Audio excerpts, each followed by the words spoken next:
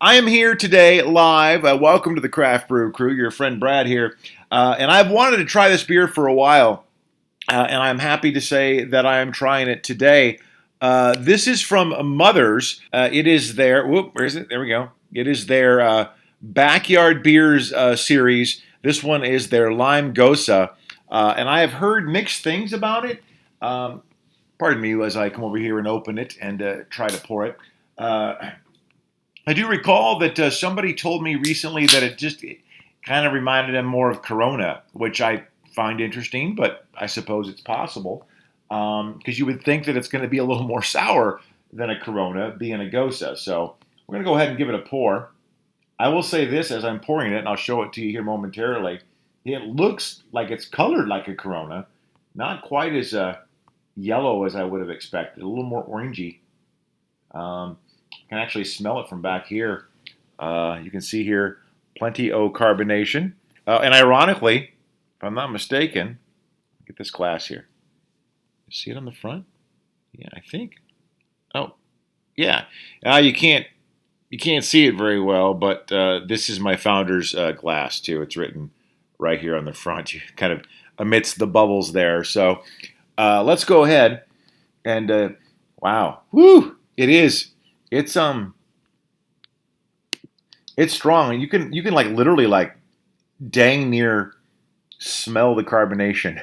Like kind of, it's almost like it. You know, like a soda pop, like a Coke can or whatever. You pour a Coke and it's fizzing, and you kind of go like this, and you can kind of feel the fizz coming up into your face. Yeah, you could really feel and see it there.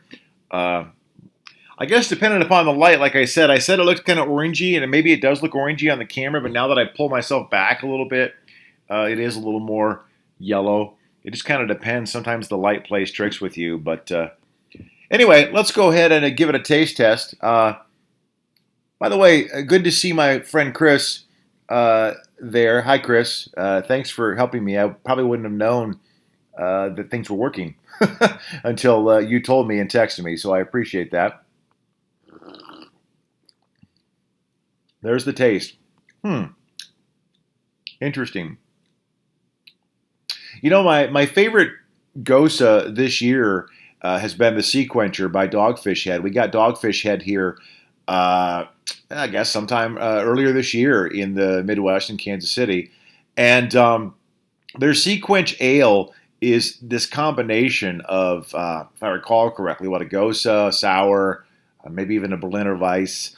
And it's a fantastic tasting beer, I think. It's a great summer beer. It's a great thirst quencher. And I think I may have even mentioned at one point during the review that I did that particular beer literally does have thirst quenching capabilities, I think, because of the salt in it, allegedly, and all this. But I don't know, but it's a good beer. This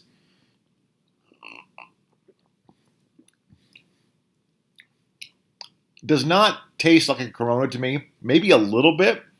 I will admit, though, it's not as sour as I expected it to be either. I mean, I guess it's not a sour, quote unquote. It's a Gose, which they're kind of in between, if I'm not mistaken. So, but it's not a bad beer.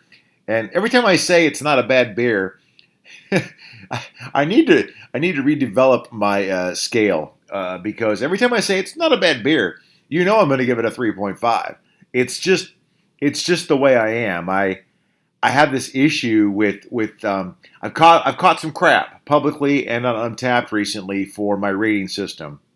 And you may recall back in the day of being in school that remember the teachers that graded on a curve, right? You know, it's like they started with the best score and that was the A area, you know, then the next, and they kind of had the mean range, you know, the medium range of the C's, and then, you know, it's kind of the way I grade beers too, because unless a beer is total dog crap or dogfish head crap, for me it's drinkable. It's drinkable again. It's not horrible. I wouldn't mind having it again if it was the only thing available. So for me, it helps me remember that if a beer is below 3.5, I need to think whether I want to have it again at all. You know what I'm saying? It kind of helps me remember. If you start giving this a 5 and this a 4.75 and this a 4 and this a, yeah, it's just for me. I like to remember what I've graded things on, and I can't do that if I'm giving ones and 0.5s and 1.5s and twos and things like that. So, as I'm sitting here doing this video live, I'm also watching my Kansas City Royals trying desperately to lose another game and watching their season going completely down the toilet. Uh, but 3.5. 3.5 is what I'm going to give this to. It's not bad. I drink more of these. It's better than I thought it was going to be, and I think that's important for me to say.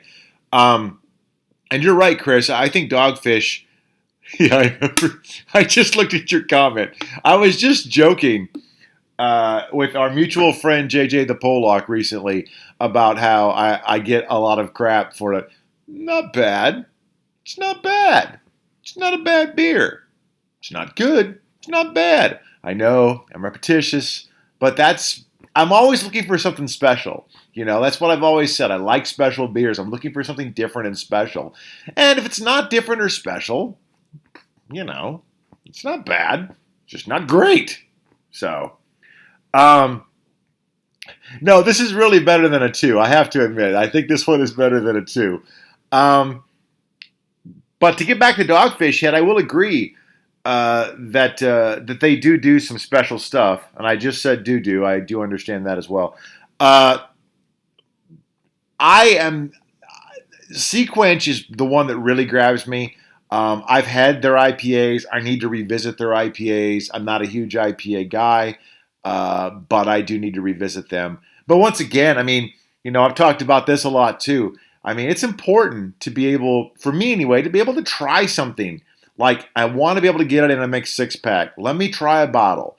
And let me decide if I like it, would buy a 6-pack of it or not. I hate buying 6-packs or even 4-packs at $10, $12, a piece of something that I don't even know if I'm going to like it or not, So, but anyway, I do have to give kudos to Mothers for this beer. It's not a bad beer.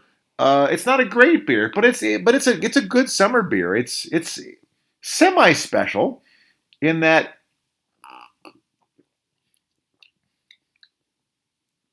it is I don't know, there's something about it. It's sweeter than I expected and less sour, but not sweet like a Corona, or not sweet like, for example, you guys might recall the Contact High lime beer that I like so much from Four Hands. That was basically just an ale with lime added, but it didn't taste like Corona. If I'm not mistaken, Corona's a lager, which makes a difference too. But anywho, as I said, did not really plan to even do this today. So I sincerely appreciate all 12 of you. Oh, wait, no, that's not a 1 in front of it. It's just 2.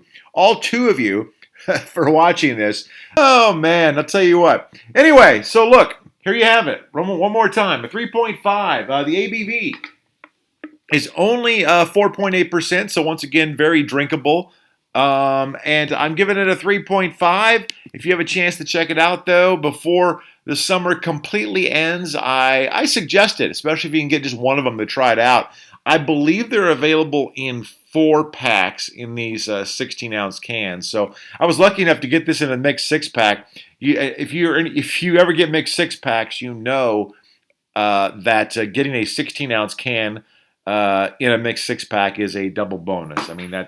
That's nice to do, and I never question it. I just grab and go so that they don't notice that I've gotten it. So anyway, thank you for joining me, and more reviews coming up. Enjoy the rest of your Labor Day weekend, and let's go Royals. Thanks. I'm Brad for the Craft Brew Crew. We'll talk to you guys next time, and again, thanks for watching. Bye-bye.